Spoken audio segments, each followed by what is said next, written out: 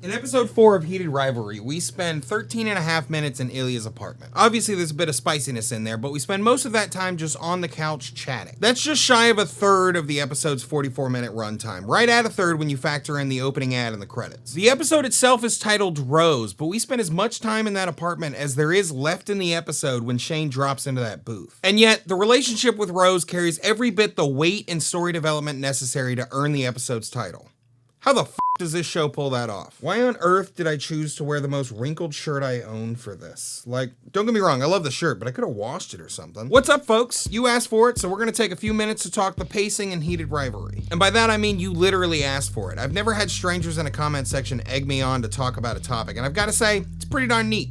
You guys continue to be sick. So what am I talking about here? Well, the first season of Heated Rivalry is a whopping 6 episodes. After you factor in that episode 3 focuses entirely on a whole other story, an incredible choice by the way, I really think the diversion serves excellently as a heartfelt reset and represents a real shift that allows for that beautiful second half of the show. And the fact that episode 6 only covers at most 2 weeks in the cottage, that leaves 4 whole episodes to cover nearly a decade. And yet, the story's impact requires a deep connection and understanding of our two protagonists and the relationship between them. To me, allowing the time necessary to sit with these characters in any intimate way is completely antithetical to the sheer amount of ground they had to cover. I think that's the real crux to why I didn't fully click with episode 2. Too much banging, not enough real development. Before I knew it, years had passed. Which I say acknowledging that the groundwork laid in that episode is crucial to episode 4 hitting as hard as it does. Yet another reason why the Scott and Kip diversion is a stroke of genius. So how does our man Tierney pull this off? Well, I'll tell you what I think. It's an excellent mix of ruthlessly efficient montage paired with our topic of the day,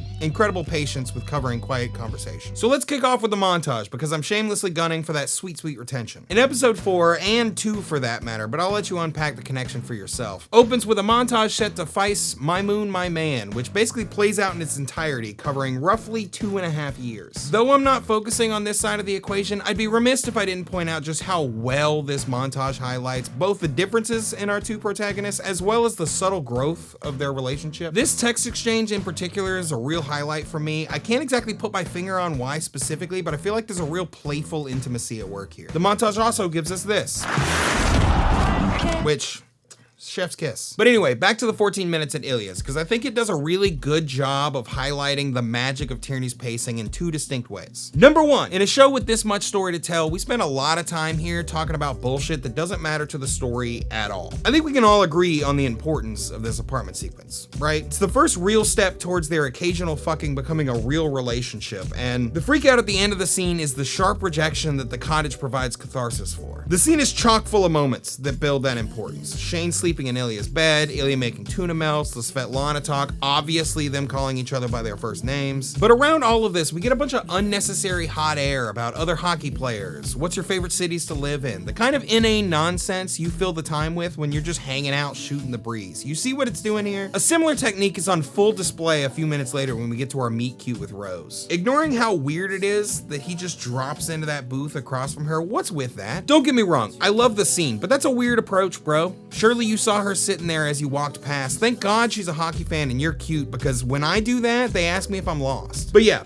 ignoring that, oh, and this quick moment. Do you have any ginger ale? I mean, I do, but... Shout out to that guy. As a fellow bartender, there's no way I'm leaving that cash on the bar, but top shelf customer service, my man, I mean it. So ignoring both of those, take a look at the conversation between these two. There's some really solid character moments in there. Her relationship to her work, his relationship to hockey, but there's also a bunch of technically unnecessary shit about her family, his childhood, how bad that one movie she made is. Without all this, I mean, if we were to cut halfway through the convo to the montage of their relationship, structurally speaking, it all still works. But by spending those useless minutes shooting the breeze, we as the audience get a true feeling about how well they're hitting it off. So when we cut to that montage and the subsequent fallout in the club, we believe in the weight and threat to our two cute boys that relationship represents. We sit in that apartment waiting for tuna melts and listening to them discuss city preferences, and we connect it to our own experiences filling the air early in a relationship. We feel that they're growing towards something because we've been there, you know? All right, number 2.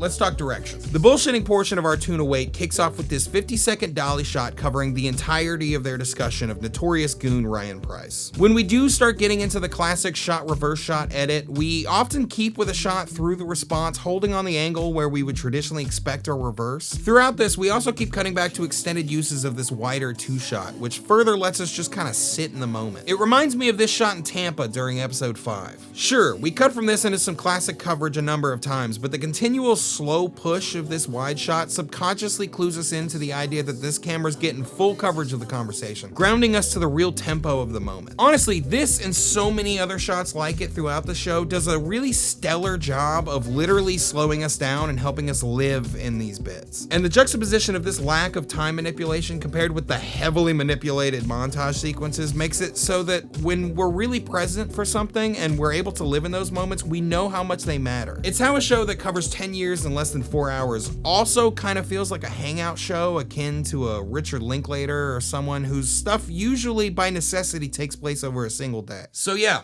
that's my thoughts on pacing and Heated Rivalry. Is this long? It feels long. Oh, speaking of though, I couldn't find a good place to include it in my little TED Talk, but since I promised it last video, this shot's incredible. The way it makes him look so small in this pristine cathedral he's built around himself. You see the beauty of nature through the window at the top. It's there, but it's just out of reach. And then we cut to this shot while he's yelling at his brother, obscured by the doorway, putting us in this voyeuristic point of view because we're looking in on something we're not supposed to see. Nobody's supposed to see Ilya's inner turmoil. And then we're back to him so small as he regains his composure and stuffs it all back deep where it belongs. It's just beautiful shit. So yeah, again, that's what I gotta say about all that. I really appreciate you, anybody who's still watching this. It's been a real treat watching people engage with the nonsense coming out of my face. This is, though, I'm afraid to say, probably the last I'll talk about Heated Rivalry on here, at least for a little while. As excellent as this show is, I kind of feel like this little trilogy here covers it pretty well. I fear becoming the guy who had one video do well and decided to make it his entire personality, and I'm hoping I might have some decent thoughts on other stuff. That said, I don't want to just immediately jump to something super obscure and lose all of y'all, so like,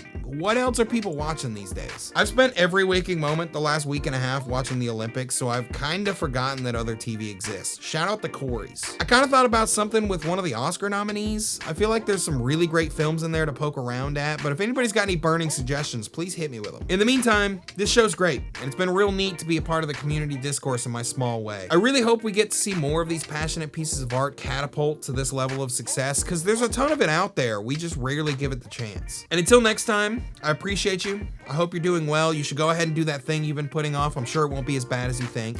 Stop shopping on Amazon, obviously. And most importantly, say it with me now, fuck ice. And then we cut to this shot while he's yelling at his brother, obscured by the doorway, putting us in this voyeuristic point of view because, fuck me, I just spilled this all over myself. Can you tell? Does this come up on camera? I need to stop talking with my hands. I was going for a Russian accent there. I don't think I pulled it off.